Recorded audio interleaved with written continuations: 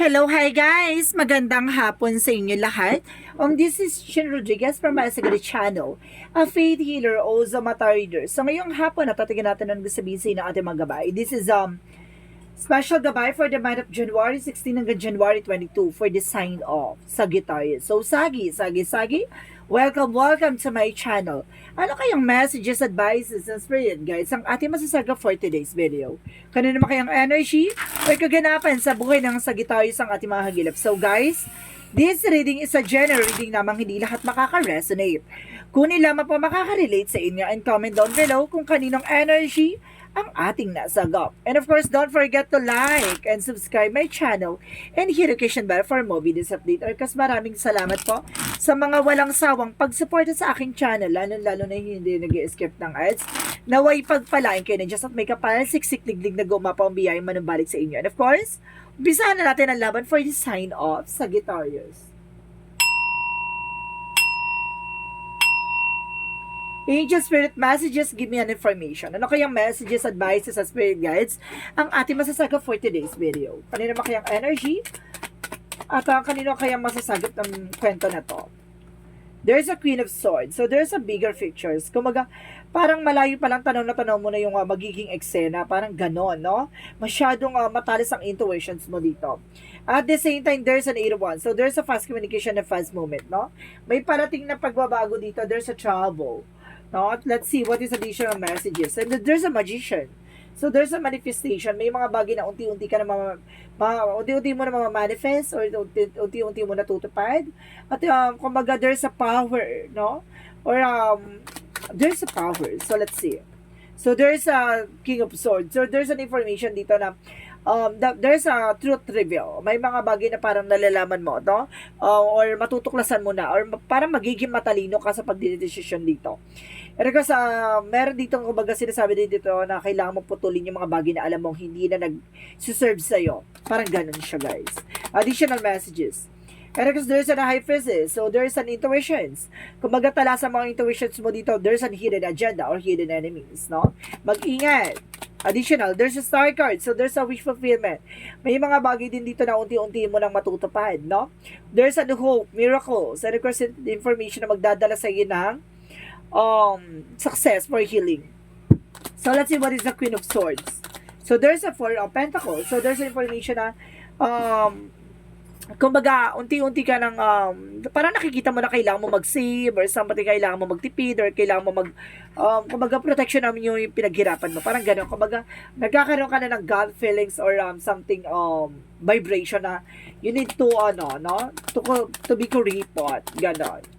And of course, there's King of Wands. So, there's King of Wands represent okay, ang control, no? Kumbaga, there's a power first na parang, kumbaga, pagdating sa decision, no? Kumbaga, matalino to. Kumbaga, itong tao na to ay talagang balanse, no?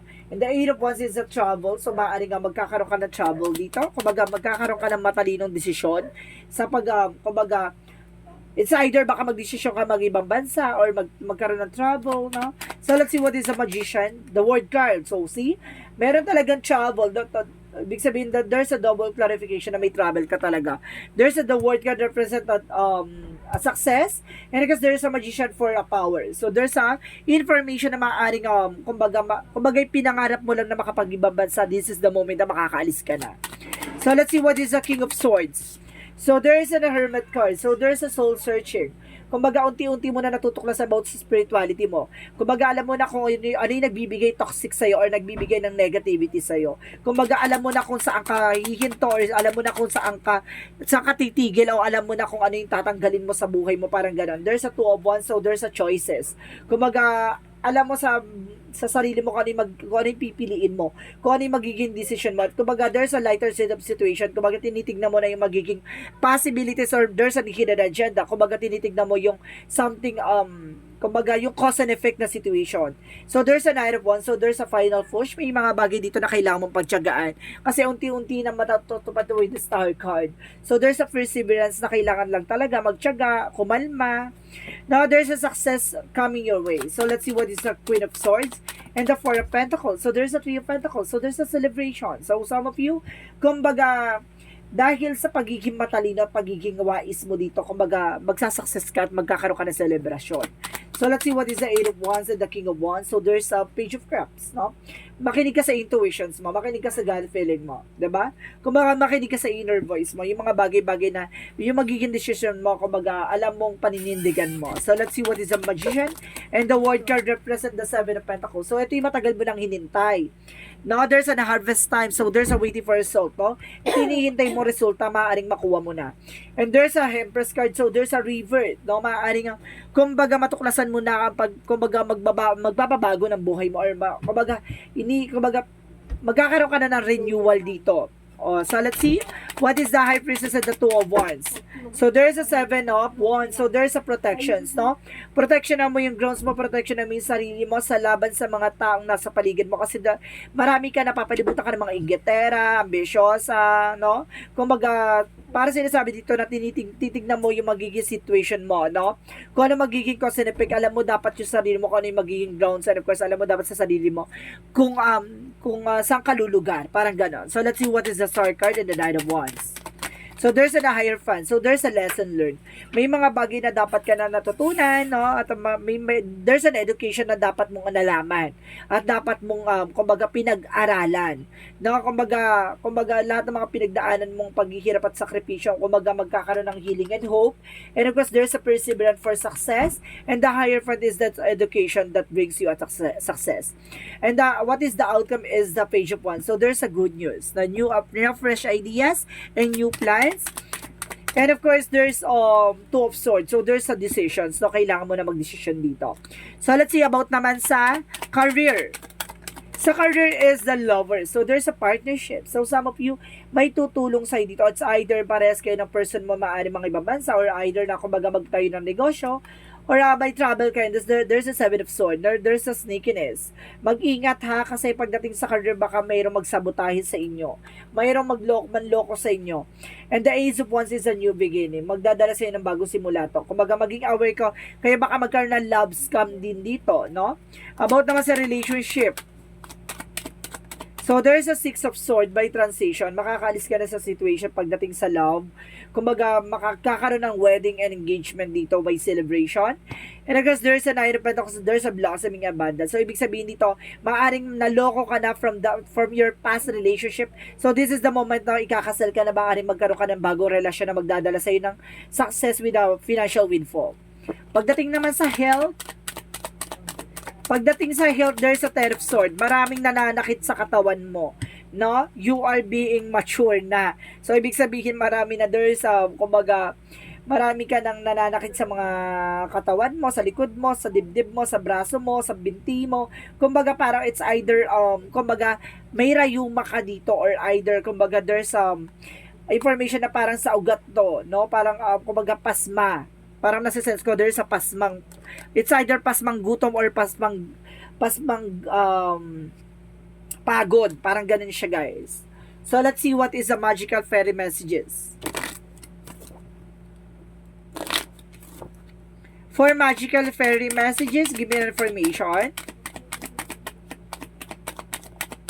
So, there's a whom do you need to forgive, no? Kumbaga sinasabi dito, as you release old anger or resentment, you will find that your wishes will come true. So, ibig sabihin, kailangan mo nang patawarin yung mga tao nagkasala sa iyo. Kasi hindi ka kumbaga, hindi ka magsasucess, or hindi ka moving forward, no? Kung alam mong may binibit-bit kang kumbaga negatibo sa buhay mo, no? Kasi ayun yung nagsisilbing blockages sa'yo, kaya kumbaga nagkakaroon ng failure or something, kumbaga cancellation sa buhay mo ngayon.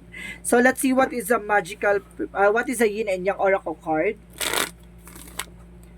For Yin and Yang Oracle card, so there's stability. Magdadala daw tayo sa ito ng stability and control. And there's confusion, no? Kumbaga, maaaring naguguluhan ka sa ngayon, maaaring kumbaga, hindi mo alam yung magiging decision mo. Parang ganon. And because there's a message, travel. So, there's a threefold clarification na may travel ka dito in communication. Kumbaga, magdadala daw to sa'yo. Kumbaga, dadaloy na yung swerte sa'yo. Pero, depende yan sa magiging action mo. Parang magulo pa yung isip mo dito. So, let's see what is Archangel Raphael. So, there's a use your natural healing abilities. So, some of you ha, kumbaga marunong manghilot, marunong magtawas, marunong kumbaga manggamot, or marunong kumbaga there's an healing energy. Marunong ka mag-massage, no? Additional messages, Angel Spirit Guides. So, there's an option. Marami ka ditong options, no? Kailangan i-consider mo rin yung career mo pagdating sa mga possibilities, kung ano yung mga bagay na ibibigay sa'yo. No, huwag ka masyadong maarte sa mga bagay-bagay. And there's a body work. So, ibig sabihin, kailangan mo talaga ng exercise and tamang diet, like that. And of course, kailangan mo na massage. So, let's see what is additional messages for Angel Spirit Guides. So, there's the blue flame. So, there's spontaneous awakening. So, ibig sabihin parang minumulat ka sa mga bagay-bagay na nangyayari sa iyo, no? Kumbaga, pinapaalam sa iyo mga bagay-bagay na dapat mong malaman. And of course, there's, you got the love. So, there's boundaries. So, kailangan mo mag-set ng boundaries nang sa ganun, diba? Hindi ka napapasukan ng negativities. So, let's see what is Archangel Michael messages. Decide to be happy now. So, kailangan mo mag-decision ngayon na magiging masaya ka ngayon. Hindi bukas, kundi na bukas sa mga susunod na, kundi ngayon. And, focus upon divine perfect health. So, mayroon ka talagang health issues, ha? Maaaring kailangan mo mag-focus sa health mo. So, let's see what is the chakra. So, there's an isolation, no? Stress ka din. You're feeling stressed, no? Depressed. And of course, there's a completion. Huwag mong hayaan mahuli ang lahat, ha? Baka masyegi ka na maaga. My God. Kumbaga, solusyonan mo. And there's a prayer. So, kailangan mo rin magdasal. Or some of you ha, there's an information na parang there's a spirit guide or ancestors na gumagabay sa'yo. So, kailangan mo magdasal na tulungan ka, no? Sa mga bagay-bagay na dapat mong gawin, na pagdating sa health issues, kung saan ka dapat pumunta. So, there's an adversity. So, ibig sabihin dito, I accept the challenges, the best way to learn. Ibig sabihin, kailangan, kumbaga, marunong ka tumanggap sa hamon ng buhay, kung saan ka dapat matututo. Ganon. Kung ano yung mga bagay na ihaharap sa'yo ni God, kumbaga, handa ka sa mga ibabato sa iyong eksena. And there's a courage. Kailangan there's a confidence, no? Kumbaga, alisin mo yung takot at pangamba mo. Kailangan marunong kang humarap sa mga bagay na kinakatakutan mo. Kapalan mo yung mukha mo dito. Charis. So, let's see what is the Romance Angels. Romance angels represent the free yourself. So, ibig sabihin, it's time to take back control of your life. So, ibig sabihin, tutukan mo muna yung sarili mo. Diba? Parang nasa eksena mo ay, kumbaga, kailangan mong alagaan ng sarili mo ngayon. So, let's see what is the Monsology. Monsology represent, okay, thank you, minalag. Surrender to the divine. So, kailangan mo i-surrender kay God lahat ng mga nangyayari, even sa ating mga angel spirit. At the same time, your dreams need a practical plan. So, kailangan mo ng practical na plano dito, no? Lahat na nangyayari sa'yo. And of course, the energy is gaining momentum. So, malapit ka na sa exciting part. Itong bagay na to ay hindi mo makakalimutan. Lahat ng mga nangyayari sa buhay mo ay tatatak sa'yo. So, let's see what is the energy. Door to the personal healing and happiness. So, magkakaroon ka na ng healing and kaligayahan dito, no? Kagalingan at kaligayahan ay bukas ang pintuan para sa'yo. And of course, there's the garden at the gate. So, there's a lot of discoveries, no? Marami ka madidiscover dito. And there's a contract. So, kailangan mo ng kontrata or something. Kailangan mo ng kasunduan, no? Or kailangan mo maging balanse. Ganon. So, let's see what is additional messages. So, there's a dream guide. So, there's a teacher and guardian. May gumagabay sa'yo dito. At the same time, there's a kitchen. There's a creations. And there's a snake. So, ibig sabihin dito, guys, mayroong gumagawa sa'yo, may umaahas sa'yo, o may gumagawa sa'yo ng black magic para, di ba, lagyan ka ng sakit. So, kailangan mo ng magpagamot sa healer. Baka lamig yan na nilagay sa katawan mo, kaya hindi ka nawawala ng sakit sa katawan. Ganon. Baka kailangan mo magpamassage or kailangan mo magpahilot or either kailangan mo magpagamot. So, there's an angel's answer, guys, no? Mag-isip kayo na magiging question nyo regarding sa anong gusto nyo tanong sa buhay nyo. Bibilang ako ng 3, okay? 1, 2, 3. Angel's answer. Give me an answer for the question. Ano ang kasagutan sa iyong katanungan? Promise. So, double clarification na mayroong ditong kasunduan, ha? There's a kumbaga pinangako. Or kailangan mong mangako, no? Or kailangan mong magdebosyon. There's a taken action. So, kailangan mong kumilos. Kailangan mong gumalaw or kailangan mong, kumbaga, solusyonan. And of course, there's a peaceful resolution. Kailangan mo ng kapayapaang solusyon, no? Hindi kailangan kumbaga, gamitan ng kumbaga eksena ng makakagulo pa, no? Or komplikasyon. Kailangan mo ng kumbaga kapayapaan dito. So ibig sabihin dito, there's an information of there's a negativities talaga ako nasa-sense. So let's see what is the Jesus loving quotes. May pinanggalingan to na yung karamdaman mo na yan may pinanggalingan niya, kaya ka may nararamdaman na ganyan kasi may pinanggalingan yan. And of course, there's if you have a faith as a grain of mustard seed, you shall say unto them, this mountain remove hence to the yonder place and shall be removed. So see, magtiwala ka lang sa mga tanim na ginawa mo or yung mga ginawa mong kabutihan o ginawa mo sa tao, no? Kumbaga may mga bagay na ibabalik sa iyo yan kung karapat dapat sa iyo. At iaalis ka sa mga bagay na alam niyang ikasasama mo. So let's see what is the angel's number. Angel's number, give me an information. So there's 99, I am courageous, no? It is the time to get to work on the realization of your soul mission in life. You have a higher purpose in life that is the only yours of the fulfill unleash your true power. So ibig sabihin dito, meron kang spiritual abilities dito na kailangan mong i-enhance, no? Kumbaga kailangan mong gamitin sa kabutihan, hindi sa kasamaan. Kailangan mong gumawa ng bagay na alam mong magpapabago ng iyong sarili. At kumbaga pinapaalam sa iyo at pinapakita sa iyo na kailangan mong magbalik loob sa ating Panginoon, sa ating mga gabay. So let's see what is the messages of life. So there's growing. So meron ditong growing na sinasabi na today. I understand that I am here to learn, to discover, and grow. When I nourish myself with my inner light, my inner divinity grows.